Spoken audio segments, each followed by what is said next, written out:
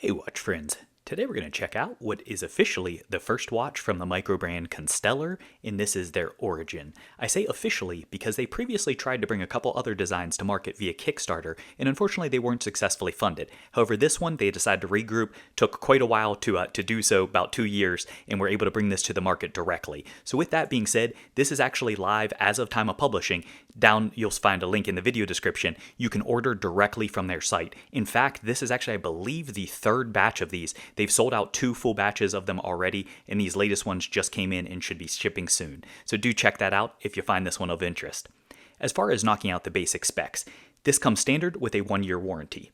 The case, measured from roughly the 3 o'clock to 9 o'clock position, is coming in at 38.1 millimeters. The bezel is pretty much flush, coming in at 38 millimeters. The lugs are a strap change friendly 20 millimeters. The lug to lug is a nice compact 43.9 millimeters. The total thickness is coming in at 11.5 millimeters. However, as you can see, this does have a box edge sapphire crystal, which does feature inner AR coating, and that is inclusive of that crystal. So the actual wear characteristic is going to be significantly thinner, and we'll see it on wrist here shortly. As I already mentioned, the crystal itself is box edge, and it does actually have a very subtle dome to that as well. So it almost looks flat, however, it gives just that little bit of allure that I think you get from a real subtle dome, and I like that touch.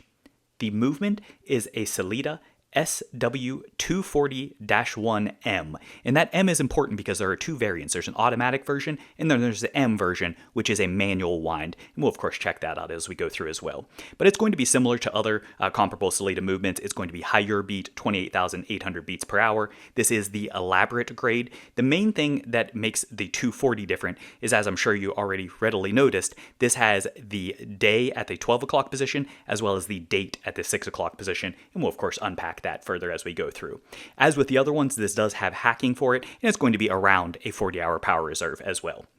As far as the water resistance, this is coming with 100 meters or 10 atmospheres of water resistance. Again, for the dress styling, I think is plenty sufficient.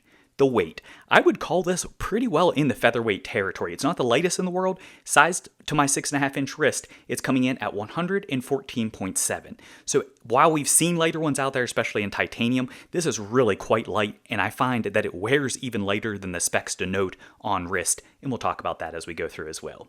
So now that we have the basic specs, let's go ahead and get a better feel for what this is like to live with. Stop gilding the lily there. First, as far as the colors, this is available in 5 different variants that I think all fit this vintage styling. There's of course the green that we're looking at today. There's additionally a red, a blue, a brown, as well as a black version. So you have nice choices that are available there. One of the things that you're going to notice with each of these is that they really feature loads of depth. Part of that is going to be the illusion of depth, and part of it is literal depth. So one of the things that you'll notice is the center dial where you have that color. That is actually laid in there. Then you have the ring that goes around. Then you have the markers that we'll explore further that actually sit on top of that. And then you have the chapter ring out in the edge that dips down further. So that really just adds a whole lot of depth to that, both visual and literal. These additionally really capture that vintage warmth. It has almost that like aged patina kind of coloration depending on the way that the light hits it. And that's especially true of the in between the chapter ring and the primary dial with that kind of tan coloration there. However, it actually really, I don't know if it's a reflection off of the crystal or what, but it picks up more of that really just gives it that kind of aged look and feel, even to the green coloration in the middle. As far as that green color, similar to the other color variants, this is going to feature circular brushing, which really adds nice light play as you move it around. So it just keeps it visually interesting, regardless of what kind of lighting conditions you're in, excepting nighttime, which we'll talk about here. This one is really going to play nicely, and it just is a pretty dynamic dial overall. As far as the application of the logo, you can see at the 12 o'clock position, they have their symbol that is applied there. At the 6 o'clock position, you can see it does say Constellar in origin. That I believe is applied. However, if that is a printing, it's a much deeper, thicker, and prettier printing than is typical there. It does definitely have some depth to that as well. As we already looked at, there is the day complication at the 12 o'clock position that's cut in, and it directly goes through that tan ring, which I think is nicely incorporated. The date itself is kicked in, and that's in your colored portion at the 6 o'clock. And that, I think, also blends in really nicely, especially with that color match date wheel. As far as the actual chapter ring, that isn't going to be that tan ring. As you can see, it does have an actual kind of sunken in chapter ring out on the perimeter. And that is, I believe, on a 5th second or 5th minute scale for that, even though this isn't a chronograph. I think visually that adds some interest to it, though as we'll talk about legibility-wise, it does have a little bit of an impact there, but nothing too major. As far as the hardware, this is a custom handset. As you can see, they're what I would describe as being a skeletonized spear for both your hour and minute hand. Those have a really fine, what appears to be a brushing. The reason I say appears is because depending on the way the light is hitting it, it is so fine that it actually gets more of like a satiny sheen than it does the traditional brush line. And I really think that that's not only attractive looking, but I think it pops nicely and gives good contrast, surprisingly, for being skeletonized hands against that dial and surface area there. So that is nice for legibility, but also for visual interest. As far as the second hand itself, it's a relatively delicate second hand, pretty simplistic as far as the nature, which I think, again, is in keeping with the dress style. It does have that kind of diamond incorporation for the counterbalance, which, as we'll see, keeps nicely with the markers and other kind of nods that are throughout this watch. Once you look at the center there, you can see that the entire hand stack does have a nice pinion cap, very well incorporated, and just really adds a much more elegant kind of touch and feel to that. As we shift out to the markers, these markers are, of course, a diamond shape, as you can see, and as I just alluded to a moment ago with the second hand. But with that, you can see that they are sort of faceted. I say sort of because it's really kind of like a split raised, or kind of comes to like a diamond, not really a pyramid because it's just a singular crease line. But what that does is that not only gives the traditional effect of, depending on how the light's hitting it, you get that facet shine of one side or the other. But additionally, the finishing on this, again, kind of carries through with that satiny sheen, which just really picks up the light nicely and just a lot of visual play. One of the things that's really cool with this, though, is it does actually have a floating effect. So part of the nature of that depth is it actually sits proud on that tan chapter, or that tan ring rather, but in addition to that, as you can see, it actually floats on the inside out over the colored dial. And that just really, again, gives it a nice visual appeal there, as well as it does very much help for legibility, because you can see that you always have good contrast regardless of lighting, whether dark is better or light is better. You can always kind of pick that up. As far as shifting over from there to the bezel itself is a fixed construction, as we already saw. It is pretty well flush to the case. You're going to notice that this does have compound cuts. So you have, of course, the cut ledge there, then you have a cut in an angle cut, and then you have another cut that does go towards that kind of slope and taper up to the crystal. Nicely incorporated. The finishing all the way around on all the surfaces is going to be circular brushing for that particular element. Shifting over to the case. The case on this is what I would describe as kind of being like a thin slab type construction. As you can see here, it's not what I would call a traditional slab in that it does have a thin profile, so don't think that this is going to thicken it up a lot like many slabs do. This is pretty well incorporated there. As far as the finishing for this main portion, you can see that it does have vertical brushing. I probably prefer the look of horizontal brushing, however, I think it works well here and sandwiches in nicely because you can see that there is a textural difference between looking at the underside as well as with that bezel side there. So that does visually break that up and again add to more light play. The actual profile itself, you can see the lugs themselves, and we'll see from the silhouette here momentarily, but those do kind of cut into that, and they do have a downturn drop that comes pretty well flush to the case back. One of the things that I'm sure caught your eye immediately is you can see that this does have kind of like a pebble finish in there, and it does have polishing, which again contrasts nicely with not only the pebbles, but also that brushing as well. So that adds some visual pop there, and that of course is sunken down in, so you can see that that does give you your depth there with that inlay. As you come to the top lug profile, one of the things you're going to notice here is you do again see that polishing, and then you can see the polishing on the inner edge as well. But one of the things that's neat here is this has almost that like vintage welded or horn type lug design to that. And again, I think that that really adds kind of visual allure and appeal to this. And you especially notice that when you look in there, it's just not a traditional cut the way that that sits. So it's not just milled into the case itself, though this is, I believe, a one-piece construction. So that is just a visual kind of touch or accent to give that vintage nod. As you look over, you can see that this is curved to the case and of course has fitted end link there for the bracelet that we'll check out further here momentarily. Additionally, as you move over to the 3 o'clock side, you can see, in keeping with the vintage styling and the dressier styling, that this does not have a crown guard. As far as the crown itself, the crown is, as you can see, a wedge shape here. On the widest portion, it is coming in at 6.3 millimeters. As you'd expect for a manual wind watch, this is a push-pull configuration, and I'll circle back to that here shortly. Additionally, you do have a partial coin edge, so you can see just here on the edge, you do have a coin edge to add for that. No problems whatsoever in being able to turn that for manual winding or otherwise. And then out on the edge, you can see that on the main surface, this does have their signature, again, carrying over from the dial, and of course, textural mixtures here as well with that kind of blasting and the polish and all of those pieces to keep that visual interesting there as well. Shifting over to the case back. This case back is held in with screws, so this is not a screw in, it's held in with screws, as you can see, 4 of them on the exterior. The finishing is going to be a circular brushing running the perimeter. And then in the middle, of course, you notice that exhibition window. The movement itself is relatively attractive. You know, it's not the most fancifully decorated that I've ever seen with being this elaborate grade here, but it's attractively done. It has, you know, the nice accents of the blue. You have your Geneva striping and all those kind of pieces that do keep this visually interesting. And of course, with your jewel accents and then seeing that balance wheel and all those kind of pieces. So that's always nice to look at. Shifting over to the bracelet. Sitting on my 6.5-inch wrist, as you can see, this fits very nicely.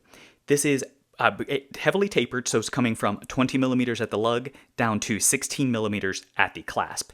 It does have FEMO end links, so between the short lug to lug as well as the FEMO end links, and as we'll check out the links themselves, this really drapes nicely over the wrist. The links are, you know, somewhat of a 3-link configuration, but they're really actually 5 links, so it has somewhat of the look of a 3-link. However, those little polished accents that you see in the middle around the ornate portion, those are actually separate pieces in there, so I would call it closer to a 5-link that kind of looks like or feels like a 3-link. As you can see, the finishing on this is very ornate. So in the middle, this is one of the claims of fame of this particular model. You can see that it just really has kind of that like Burberry or what have you kind of pattern going through there. And that is just very visually interesting there with Argyle or Burberry, I guess whatever you want to call that. But that looks nice. Then you have the polish accents that kind of sandwiches in there, which I'm glad that they kept those a separate piece because that resulted in premium stops to that where you can see, you know, the pattern. There's no blending, no carryover. It truly is because of the separate pieces that seem like they're one piece. That does give that kind of visual crispness to it. And then as you move out to the edge, you can see it kind of ties back to the brushing aspect as well, which I think they did a good job of walking the line of keeping this looking fancy without going with that kind of like garish of just too much of polish or what have you that I think a lot of times dressy watches tend to err on the side of. The links themselves, as I said, I would revisit there, these are very small links. So unlike what I oftentimes find with a 3-link or an oyster style link, these drape fantastically. So they have excellent articulation, great range of movement, and it's just an exceptionally comfortable bracelet, as we'll touch upon further here as well. The links themselves are held in with screws, so if you don't already have one, I do encourage you to grab a quality screwdriver. I'll of course have one linked down in the video description. They do have some Loctite on them, however, apply inward pressure. I actually have a video to help walking through that to avoid stripping them out, but otherwise I didn't have any issues whatsoever in sizing. As far as the clasp itself, they went with a smaller, relatively simplistic clasp, and I think in many respects this was a good call. While I do love toolless micro adjust functionality, here what they did was, because of the dressy styling, rather than going with a butterfly, they kept it pretty clean and simple and went with a traditional fold-over type clasp. So you just have your double pusher, fold over, of course no keeper or anything there. But what that did was that lended to a real slim profile for it, which I think is in keeping with the styling. Additionally, they carried over that fanciful patterning that you can see, and then of course have milled into it with the brand name, and then you do have polished accents on the outside.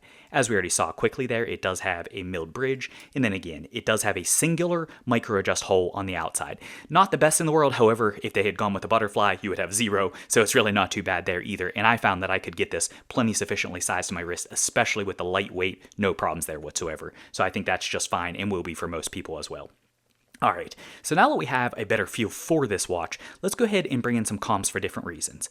First, I want to check out next to another somewhat similarly sized watch here. This is the Zelos Nova, and you can see this one with the 7001 movement is definitely noticeably thinner. So both of these are going to be manual winds. Yes, this has more going on as far as the complication stack and otherwise. However, you can see it is a pretty significant difference, and I will say I am partial to the thinness of the Nova, though this is pretty exceptional as far as how thin that is. But this just gives you an idea as far as the visual feel and kind of sizing for that. Both very nice watches.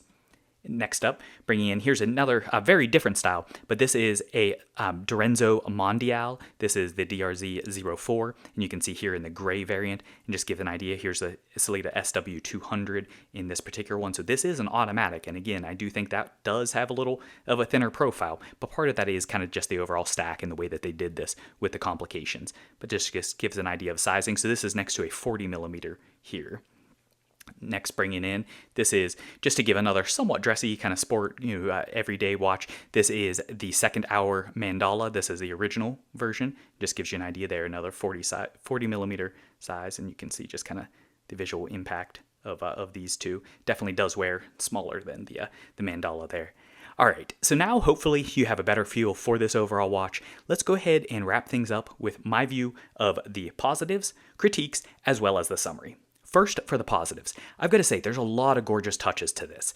This dial, I think, is really attractive. The way they did the day date, the depth that they achieve, the colors, that vintage feel where it kind of picks up that overall warmth to it, but then especially that bracelet. That's just completely unique to anything that I've ever seen out there, at least especially in this price point. Which, speaking of the price, this is coming in at roughly $994. So definitely not the cheapest in the world, but I do think you get a lot of nice accent touches for that price. Comfort is exceptional. It is fantastic between the weight, the relatively small proportions and dimensions, the articulation of the bracelet, no complaints there whatsoever. As I've talked about a lot here, I really think that they nailed the vintage feel. Not only with the day-date incorporation, which takes you back to kind of like a vintage Rolex or otherwise, but just across the board, the look, the nod, the welded lug kind of aesthetic there. Across the board, I think they really hit what they were going for, and the whole idea of the origin ties back to why they started a watch brand in the first place, and this is precisely what they were looking to make, was this type of watch. Dressier, but not too dressy, and just really something that was fitting with that kind of vintage feel and style, and something that they themselves would want to wear. And then the final kind of piece with that ties directly back in. I love that oversized date. I think it looks good. I think it's well incorporated. All those kind of pieces with one asterisk that I'll touch on here momentarily. So what about the critiques, though? The first that I want to mention, and this is something for me at least that has been a little bit of an issue, and that is trying to grab a hold of this crown. With that wedge shape, you don't have a lot of room to grip a hold of. What I have found is I can get that first click real easily. That second click becomes a lot harder for me to grip a hold of. That I did pretty easily there. Sometimes with that kind of polished surface and with only having the coin edge there at the edge, and with that shape, I can't always get my fingers wedged well enough in there to get that second click, and sometimes it's really hard to depress it. So it's something to be aware of. It's been a relatively minor thing. In worst case scenario, you can get your nail down underneath of it and pop it that way, but it is something I experienced, so I of course wanted to bring to your attention. As far as the day, as well as to a lesser extent the date, it is fairly well set in there, meaning that it's fairly deep. As you can see here, there's a lot of ledge for that, and I've seen someone else comment on that being kind of a quirk with it as well. So one of the things to notice is depending on the lighting and otherwise, as well as kind of the angle, you can lose that in there. So certainly that does impact the legibility a little bit with it. I think it's a relatively minor item, and I don't even really have it as a true critique in that I haven't had any problems with the practical implications, but it is something to be aware of, that it is deep set. I kind of like the fact that it does just fade off into the background. But speaking of the legibility, one of the things that I will say is with this handset, because it's so similar and there's not really differentiation, obviously you don't have lume as we already saw there, but with this looking through here, these you can certainly see if you look in index off of the ring that there is a noticeable difference, but there's not a huge differentiation between these, so it can be easy at a quick glance to mix up which is the hour and which is the minute for that until you look a little closer. But then additionally with that chapter ring, as we already talked about, with not only being sunken down in, and then you have the minute hand that stops short of that to align with this ring, but then on top of that with having kind of that fifth scale, it does make it a little bit hard sometimes for precision legibility. The individual hashes for your minutes and seconds, while I think it's visually interesting, as it is currently configured, it does impact the legibility a little bit. Not, again, a big thing there, and especially with being a dress style, the fact that they have that, a lot of them just go naked for that, and you would have no hashes at all. So certainly it has better capability for legibility than that. And then final item, something I would have liked to have seen them do, especially with this fanciful pattern, is I would have liked to have seen them apply a hardened coating to this 316L stainless steel just to keep this looking new forever for that, or at least give you the best chance of keeping it looking new. So I think because of the fact that this is something you're not going to be able to easily touch up and fix anyways, it nullifies the only real downside of a hardened coating, which is that it's not easy to do self-repairs for. Here, you couldn't do it really anyways if you mess up that pattern, so I wish they would have gone with that hardened coating. So where does that leave us? At the end of the day, I think this is a very attractive watch. I think it nails the thing that they were going for as far as the vintage styling, and it's really just truly a pleasure to wear. So with that, I don't have any complaints. The only knock that I would say for this is I do think it's going to price some people out of the market for it, but the fact that they've already sold a couple batches shows that the market is there. So I hope this has been helpful for you. If you did enjoy this, do give that like button a tap. If you haven't already done so, smash that subscribe button. Finally, drop a comment. Let me know what you think. Do you like this style? Which color's your favorite? All that kind of good stuff. Thanks for watching.